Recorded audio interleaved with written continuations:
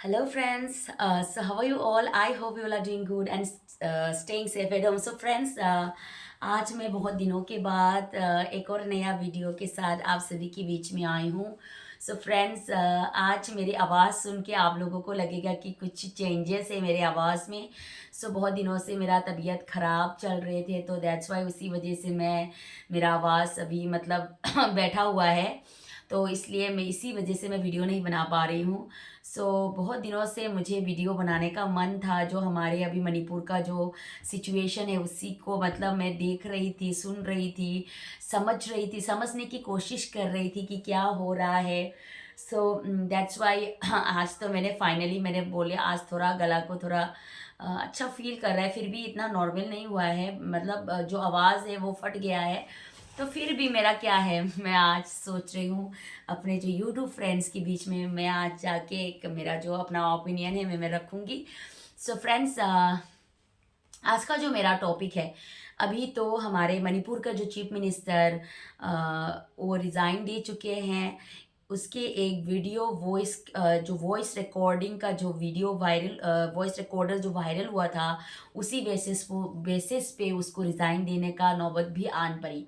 तो मैं यहाँ पे ये बोलना चाहती हूँ, ठीक है, एज अ मतलब जितने भी हमारे जो सिलेक्टेड जो एमएलएस वगैरह है, वो लोग, मुझे लगा कि वो लोग प्रयागराज में जाके गंगा नदी में डुबकी लगा के मतलब कुछ अच्छा काम करेंगे, अच्छा काम करेंगे, मतलब कुछ अच्छा निकल के आएगा, ये मेरे सोच थे। तो आफ्टर दैट उसके बाद पूरा उसके उलट ये जो हो रहा है ना, सेंट्रल में जाके अपने मुंह छुपा के वो लोग आने पड़े, क्योंकि वहाँ पे जाके हमारे जो चीफ मिनिस्टर है वो रिज़ाइन देने का नौबत आ चुका है, और वो लोग ऐसे लौट के आ गए मणिपुर में।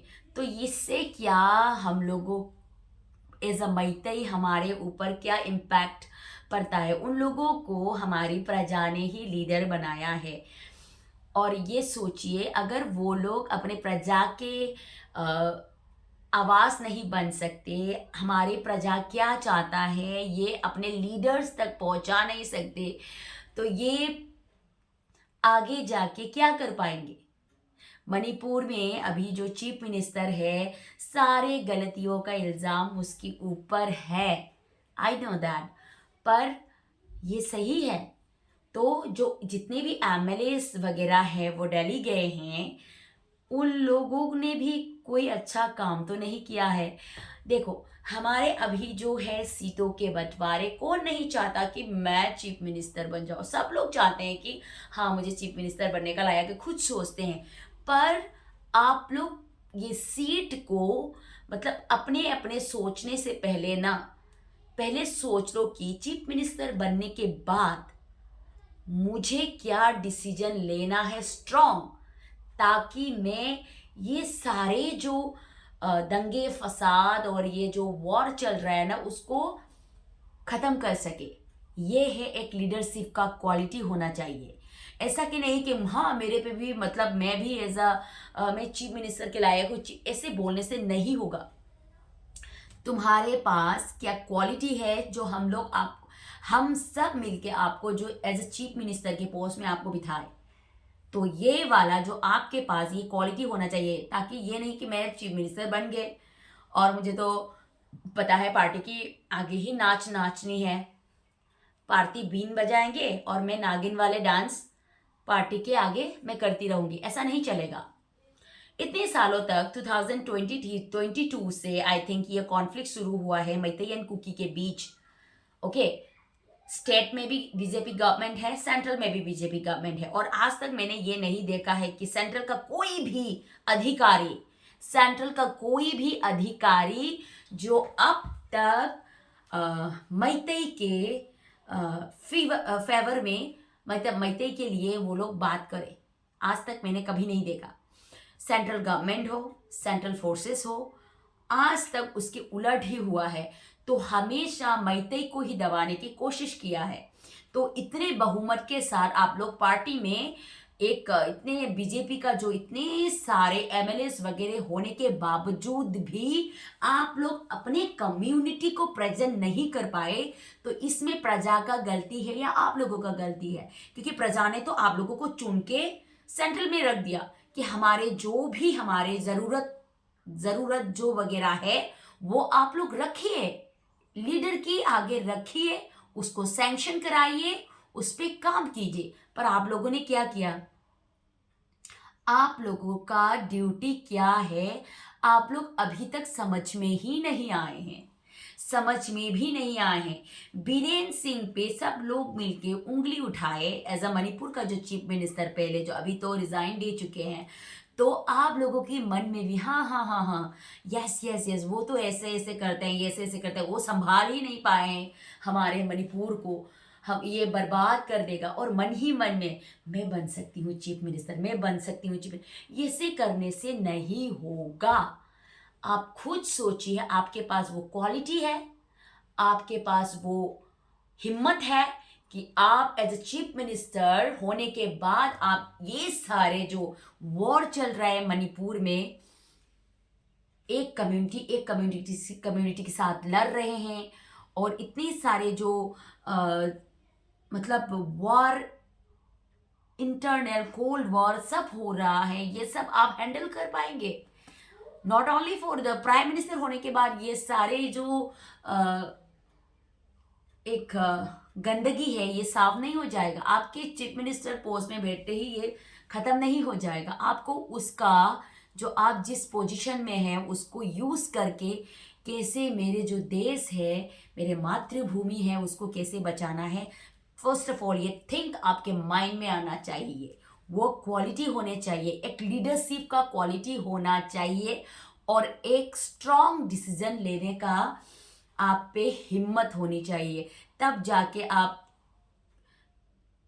एक ऑर्गेनाइजेशन का लीडर बनने के लायक रहोगे। कर मैं भी तो बोल सकती हूँ, हाँ मैं भी चीफ मिनिस्टर बन सकती हूँ, मैं भी बोल सकती हूँ, कोई भी बोल सकता है, बोलने का तो कोई भी बोल सकता है, पर काम जो करते हैं असल में वो ही असली में हीरो होते हैं। सब तो बोलेंगे हाँ मैं भी हीरो हूँ, मैं भी हीरो हूँ, मैं भी हीरो हूँ, पर असल काम जो करते हैं वो मेन हीरो वही होता है।